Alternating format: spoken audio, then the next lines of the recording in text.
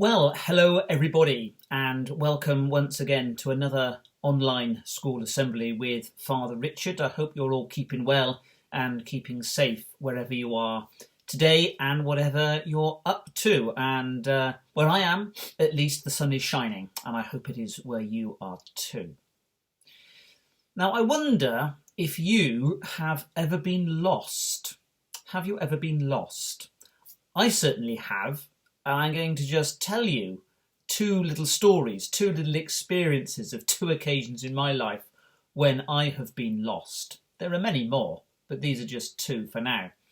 The first one is when I was really quite little. I was quite a little young boy, and I was in a large department store. Can't even remember where it was now, with my mum, and we were going around looking at all the things and doing some shopping.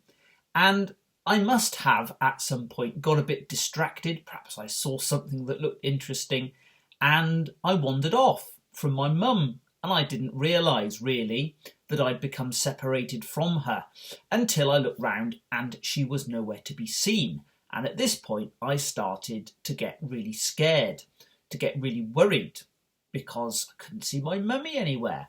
And when you're little, when you're young, you think, oh my goodness, I'm never going to see her ever again. And I started crying and was really quite upset. Now, luckily, there was a kindly member of the store staff who saw me upset and came to comfort me, and eventually took me back to mum and found where mum was, and we were reunited and everything was happy again. But for those few moments when I was on my own, when I was lost in that store, it really was quite scary.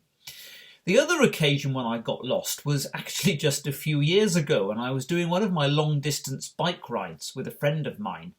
And somehow or the other, not quite sure how this happened, I missed a signpost. I should have taken a turning and missed the signpost, just carried on, and eventually realised I was going completely the wrong way. This wasn't the way I was supposed to be going. Nothing looked right.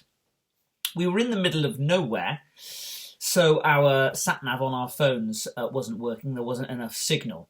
And it took us ages and ages to find the right way back. And there was a couple of times when we kept just going round and round in circles. We thought it's that turning. It just brought us back to where we were. And that was a different feeling. It wasn't so much being scared, because I was a lot older and I knew I could take care of myself and eventually we'd sort the problem out. It was more a feeling of frustration and annoyance. Annoyance that I'd got lost in the first place, and frustration that we couldn't get ourselves back onto the right track. But we did eventually, and we got to where we were going a lot later than we were hoping for. So two occasions in my life when I've been lost, and I wonder if you have similar experiences. I expect you probably do. And it's not a nice feeling when we're lost, either when we're very little or when we're a bit more grown up. Now, Jesus tells a story in the Bible about somebody who was lost. Well, in actual fact, he tells lots of stories about people getting lost and then found again. And these stories that Jesus tells in the Bible have a special name. Maybe you've heard of it. They are called parables. We talk about the parables of Jesus. And a parable is simply a story with a meaning. It's a story that we can imagine, a scene of some sort, but it has a meaning, it has a lesson for us to take out of it. And the particular one I want to talk to you about today is called the parable, or the story, of the lost sheep. You see, it involves somebody being lost. And Jesus tells the story of a shepherd who has 100 sheep. Here's a picture of some sheep in a field. I'm not sure if there was 100 there. It looks like there might be more. But anyway, in this story, the shepherd had 100 sheep who he looked after and who he cared for. One of them, though, wandered off, as sheep do. Thought that grass over there looks much more interesting. Wandered off. Before it knew it, it had become separated from all the rest of the sheep and was lost and was on its own. There's our poor sheep, look, all on his own, looking down on the others that are far, far away. How's he going to get back? Now, normally at this point, if we were in an ordinary assembly, remember what those were, I might ask you some questions. I might ask you, well, why is it a problem for the one sheep to wander off on his own? And I'd ask you to put your hands up and tell me. So I wonder what you think. Why is it a problem that the one sheep wanders off and gets lost? Well, I guess we can think of a number of things, really. He might get injured. He might fall over the edge of a cliff. He might fall down a hole. He might get hurt. He might get attacked by a wild animal. He might get, eaten by a wolf or something like that. He might get into all sorts of danger and all sorts of problems. Our poor sheep lost all on his own. In the story, Jesus says, that the shepherd realises his one sheep has got lost. And so the shepherd leaves the rest. He leaves the 99 on the hillside and goes off searching for the one sheep that is lost. And Jesus says when he finds the sheep, he picks it up, puts it on his shoulders and carries it back to the rest of the flock.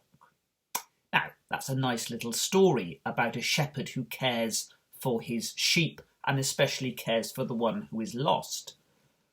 But you might think, isn't it a little bit silly to care so much for just the one sheep?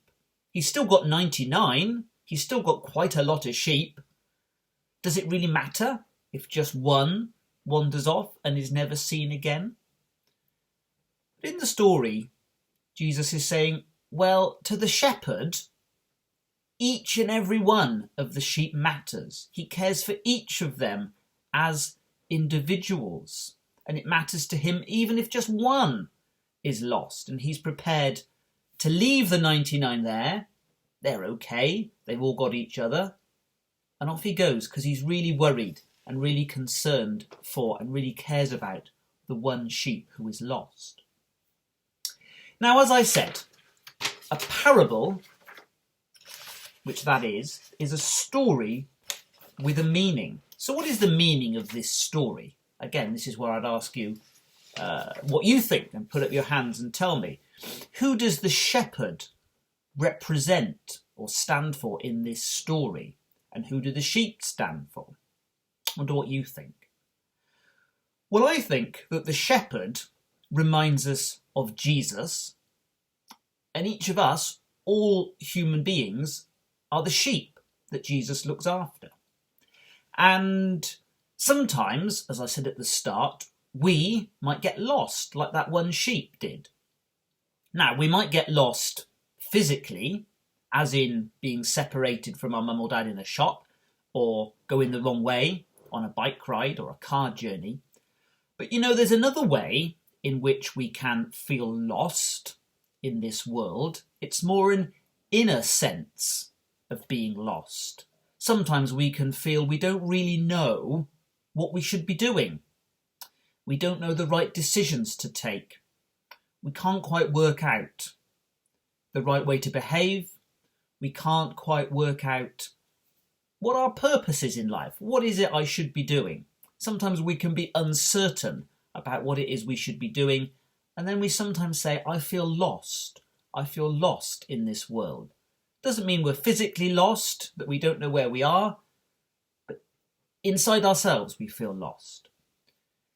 And what Jesus says is whenever we are lost, whether it's actually or inwardly, he, the shepherd, comes to look for us. He reaches out to us and he says, I'm always there for you. I'm always there for you to help you and to guide you and to care for you. And we might think, I'm not very important compared to all the other people in the world. But to Jesus we are. We are like the one sheep that is lost because he cares for each and every person. Doesn't matter who we are or where we come from or what we look like. Jesus loves and cares for each and every person. That's the really important thing to remember from this story. Just like the one lost sheep, It matters to Jesus if even one person is unhappy or sad or upset.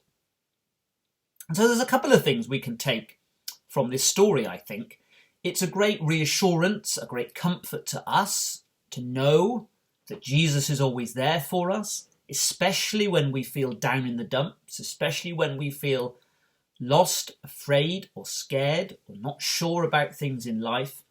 Jesus is there for us. We can turn to him. He always has time for us. But also, we can try and be like Jesus, the Good Shepherd, ourselves in the way we are with other people. We can make sure that every single person we come into contact with matters and counts to us. Even if just one person is looking sad, lonely, lost, or afraid, we should do what we can to try and help that one person. Even if everybody else we know is fine, if there's just one person who's in trouble, we should reach out to that person like the Good Shepherd and try and do what we can to help them. Well, diolch yn fawr am wrando. Thank you very much indeed for listening today. I'm going to finish now by reading to you a passage from the Bible, quite a famous passage from the Old Testament. It's called Psalm 23. Psalm 23, and it builds on this idea of God as our shepherd who looks after us and who cares for us. The Lord is my shepherd, I shall not want. He makes me lie down in green pastures. He leads me beside still waters. He restores my soul. He leads me in the right paths for his name's sake. Even though I walk through the darkest valley, I fear no evil, for you are with me. Your rod and your staff, they comfort me. You prepare a table before me in the presence of my enemies. You anoint my head with oil, my cup overflows. Surely goodness and mercy shall follow me all the days of my life, and I shall dwell in the house of the Lord my whole life long. Well, there we are. Thank you again for being with me and listening today, and hope you have a good week, or a good fortnight even, because I'll be doing another one of these in a fortnight's time. Until then, keep well, keep safe, and bye for now.